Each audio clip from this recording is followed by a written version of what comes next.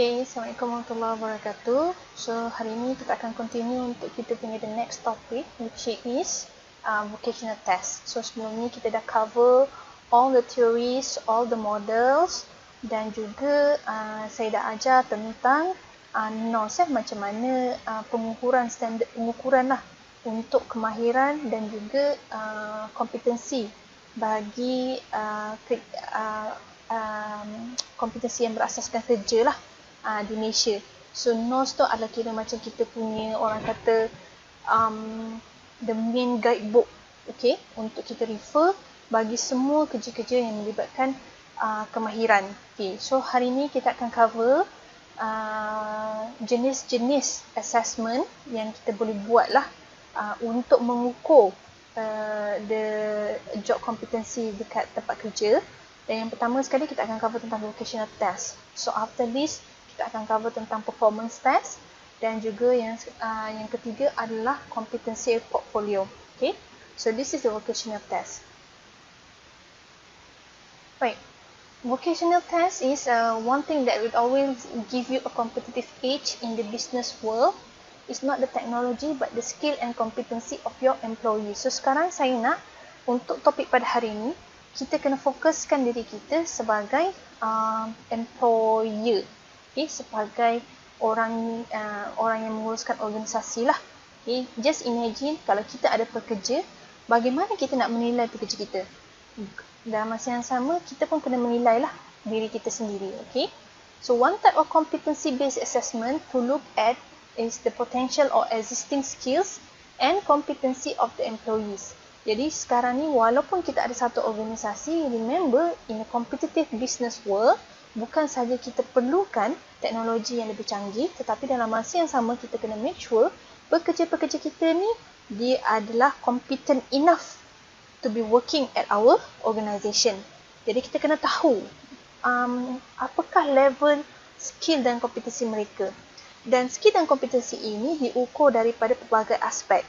Okay, iaitu yang pertama interest, aptitudes, vocational skills, needs and career potential. Aptitude bukan attitude. Attitude tu adalah sikap, tapi aptitude tu nanti kita akan tengok definition dia. Okay, so ini adalah perkara-perkara yang kita akan nilai sebagai seorang employer, apa yang kita kena tengok dalam kalangan pekerja kita. So provides the vocational test is also used to provide an individual a sense of direction and help to assess one's strengths and weaknesses. Dalam masa yang sama, kita bukan sekadar menilai pekerja kita, kita kena menilai diri kita sendiri juga. Dan vocational test ini juga digunakan untuk pekerja menilai diri masing-masing. Okay. Kalau macam ada setengah, sebenarnya kebanyakan KPI ataupun assessment for kenaikan pangkat di industri, mereka menilai diri mereka sendiri. Okay, so kalau dia ada kriteria, okay, berapa markah yang awak nak bagi pada diri awak, then they will go for an in-depth interview with their bosses, and baru bos akan tanyalah kenapa begini nilai yang awak beri kepada diri sendiri. Maksud maknanya mereka kena ada, bukan sahaja orang menilai dia, tapi kita kena bagi peluang kepada pekerja menilai diri sendiri. Okay, and vocational tests are tailored and some are tailored to a particular need like mechanical or technical skill. Bagi pekerjaan yang memerlukan teknikal yang spesifik seperti timpalan contohnya, ataupun seperti pembaikian aircon ataupun automotif, jadi dia punya vocational test tu mesti dia kena memfokus kepada bidang tersebut. Kalau timpalan, tentang timpalan sahaja, kalau aircon tentang aircon sahaja. Okay, itu antara elemen-elemen yang ada dalam vocational test lah. Okay. So, aptitude. So, kita tengok tadi kepada 5 perkara tadi, which is aptitude, interest, needs, vocational skills and career potential.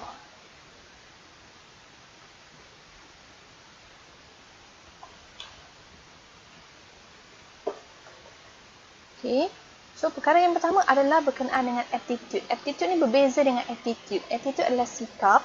Tetapi aptitude adalah a natural ability to do something. Kadang-kadang dalam diri mereka ada sesuatu yang secara naturalnya mereka boleh lakukan lah. So, a vocational aptitude test consists of instrument untuk mengukur kemahiran seseorang, abilities, dia punya personality characteristic, Okay, and kita compare the individual responses to those person considered to be successful in their occupation and profession. Dan kita nak tengok juga bagaimana cara mereka berhubung antara pekerja atasan dan bawahan. So kalau kita nak tengok attitude seorang pekerja itu, kita nak tengok dia ni boleh bekerja sama dengan orang atasan tak? Dia ni boleh menyampaikan arahan dengan baik kepada orang bawahan dia tidak? Okay, itu antara perkara yang kita assess lah dari segi aptitude. Okay. Yang kedua adalah interest, okay, minat. Interest assessment usually asks a series of questions about like and dislike, apa dia suka dan apa dia tak suka. Mungkin dia tak suka dengan persekitaran, mungkin dia tak suka dengan kawan kerja dia, mungkin tak suka dengan waktu bekerja yang diberikan, okay. And when you choose a career that matches your overall interest, you are more likely to enjoy your job. Jadi kita pun nak kena tahulah mereka ni sebenarnya interestnya lebih kepada gembira lah kot. Okay, mereka gembira tak bekerja dengan syarikat kita. Kemudian kita kena assess dia punya needs, and employer definitely need to assess the needs of the employee to ensure satisfying job performance. And usually needs ni ada berkaitan dengan gaji ataupun kita panggil dia punya kebajikan. Okay, ini antara perkara yang kita kena ambil tahulah. Mungkin kadang-kadang pekerja kita tak kisah gaji kecil, tetapi kebajikan mereka kita jaga. Kita beri mereka panel klinik untuk mereka buat health check-up untuk diri mereka dan juga keluarga mereka. Okay, ada setengah orang melihat kepada perkara tersebut lah. Okay. Kemudian kita akan tengok kepada career potential, assessment for career improvement. Kita tengok mereka ni boleh dikembangkan lagi, boleh dinaikkan pangkat ke, boleh ditambah baik ke, perlukan training lagi ke dan sebagainya. And last kali kita mengukur vocational skills, which are the practical and first-hand skill that help a person master a trade or a job. Ni macam yang saya bagi contoh tadi lah, timpalan dan juga aircon. So, bila kita buat vocational test, kita nak tengok specifically untuk dia punya skill dalam timpalan ataupun skill dalam aircon. Okay. So, there are different techniques of vocational assessment. Ada banyak cara kita boleh guna untuk mengukur vocational ini.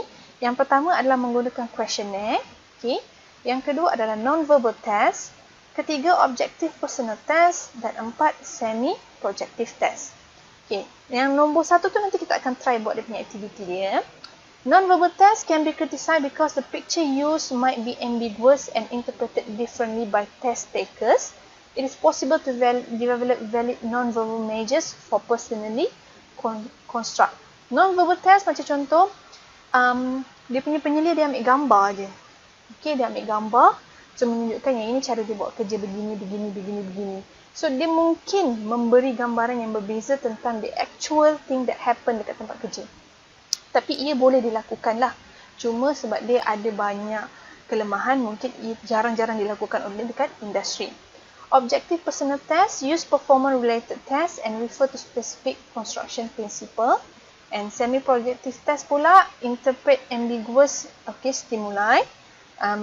Not associated freely but has to answer to already formulated statement. Okay, combine advantage of projective techniques and less of questionnaires, less susceptible to answers distortion and questionnaires. Alright, okay, itu antara 4 teknik of vocational assessment. Okay, let's take a look of career anchors. Okay, career anchors ni adalah konsep of career and adalah konsep yang diintroduce by Edgar Schein. A career anchor is something that develops over time and evolves into a self-concept shaping an individual personality or individual's personal identity or self-image. Career anchor ni umpama kita nak tahu dia ni lama-lama dia develop sebagai seorang yang karakteristik dia ni macam mana. Okay? Kita boleh buatlah dia punya test untuk dapatkan apakah dia punya output. So, each and every individual possesses specific and unique anchors, kekuatan yang berbeza bagi setiap individu. Ada yang one's perception of one's own value, talents, abilities and motive, which form the basis of individual roles and development. Ada setengah orang dia sangat mahir daripada 5 perkara tadi tu. Dia sangat mahir dari segi vocational test dia. For example lah, maknanya dia memang sangat mahir dari segi teknik timpalannya, teknik penyelenggaraan airconnya, okay, dia mahir yang itu. Tetapi dari segi interest dia ataupun keperluan dia, dia punya markah agak rendah. Mungkin kerana kita tak fulfill apa yang mereka perlukan ataupun apa yang mereka nak. Okay. So, setiap orang ada kelemahan dan kekuatan dia. Jadi dalam satu organisasi kita kena make sure kelemahan orang lain ini boleh di-cover oleh kekuatan orang lain. Begitu juga sebaliknya lah.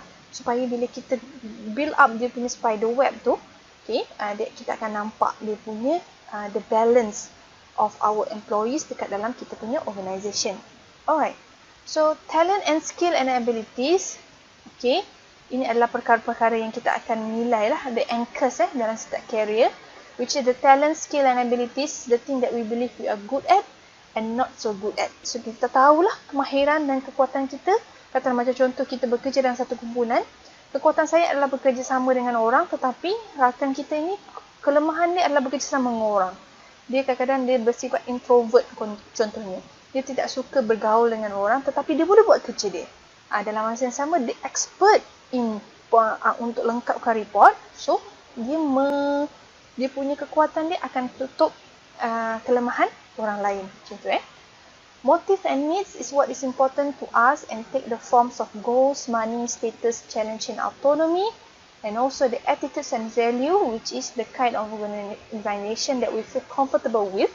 One that matches our own values and beliefs. So, sama jugalah. Ada setengah orang suka bekerja dengan syarikat bukan Muslim. Ada orang yang suka prefer syarikat Muslim. Sebab kadang-kadang kita punya kepercayaan berbeza. Okay. So, itu antara perkara yang kita kena ambil tahulah dalam career anchor. Okay. Now, we have come to our activity for this class lah. Iaitu bagaimana kita menggunakan vocational test untuk menentukan career anchor kita. Okay, ini adalah menilai diri sendiri. Jadi sebab tu awak sebagai employer, tidak semestinya awak menilai employee, tapi dalam masa awak kena tahu bagaimana untuk menilai mereka. Jadi hari ini saya nak awak create a career anchor report individually.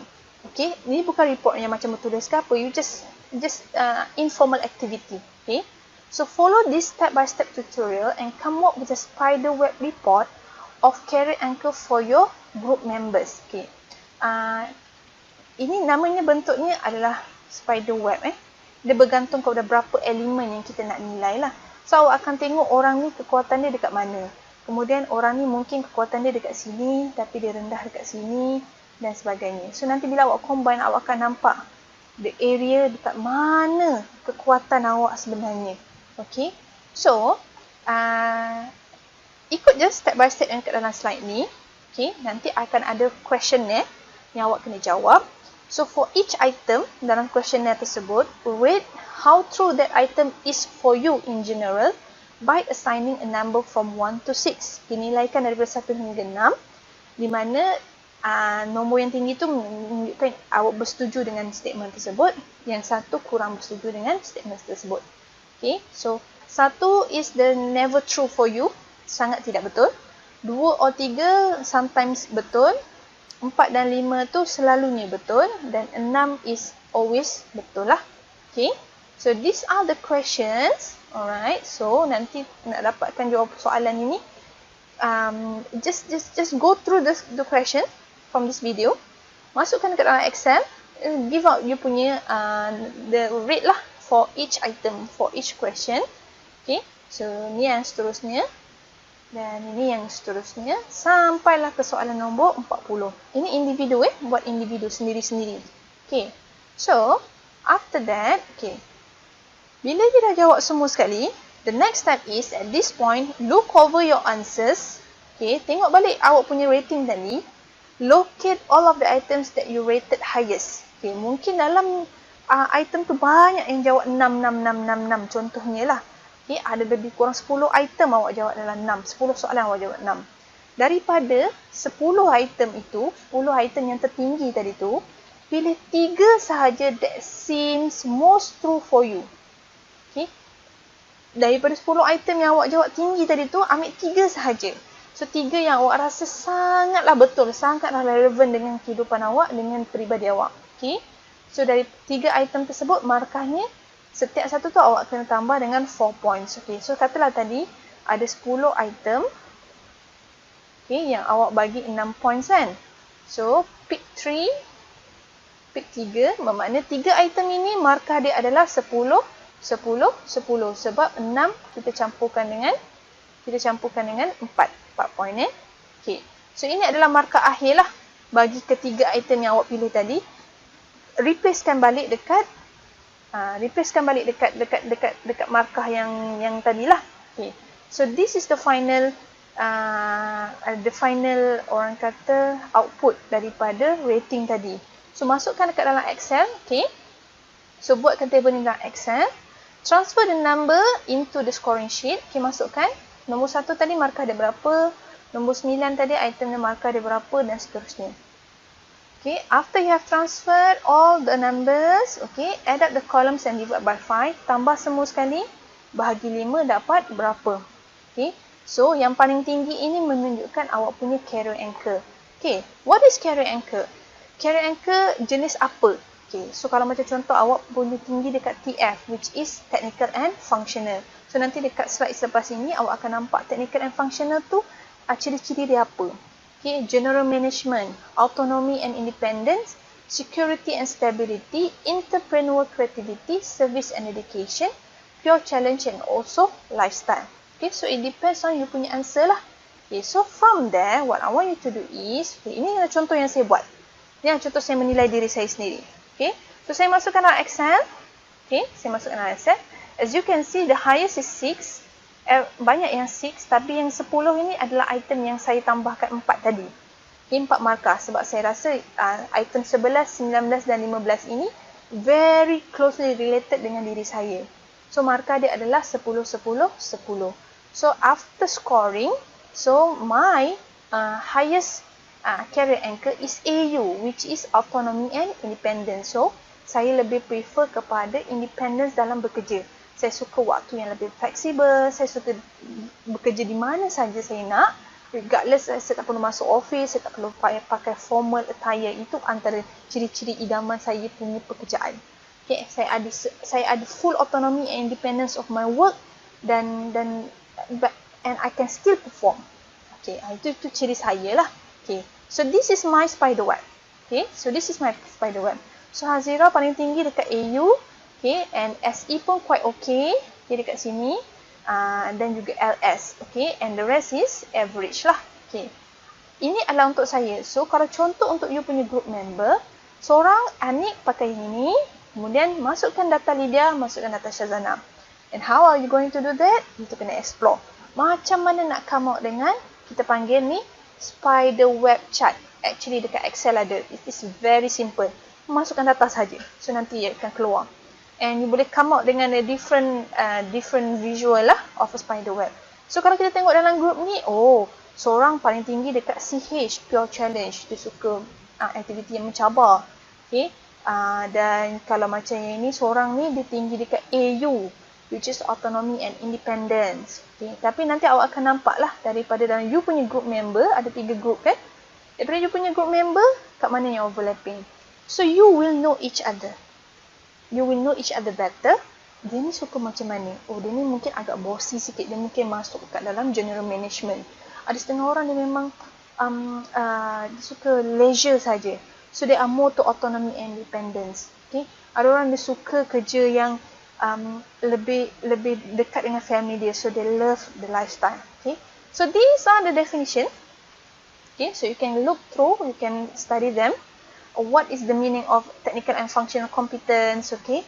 General managerial, autonomy and independence, security and stability. Ini macam personality test jugalah. I think you have come across this, right? Sebab you guys pernah jawab MSc, okay? And you guys are like teachers and this is a common. Okay? Ada banyak test-test yang sejenis macam ini. Cuma yang ini adalah another example of vocational test to measure you punya career anchor. Okay? So do conduct this activity and come up with the spider web. So insyaAllah naik cuti semester nanti. So next week is cuti semester, right? Our cuti semester mid semester lah. So there will be no class. After that, saya nak tengok you punya career anchors in your group. Macam mana rupa dia? Macam mana rupa spider web dia? Okay? So that's all for today. So thank you and don't forget to like and subscribe my video. Okay, itu saja. Thank you.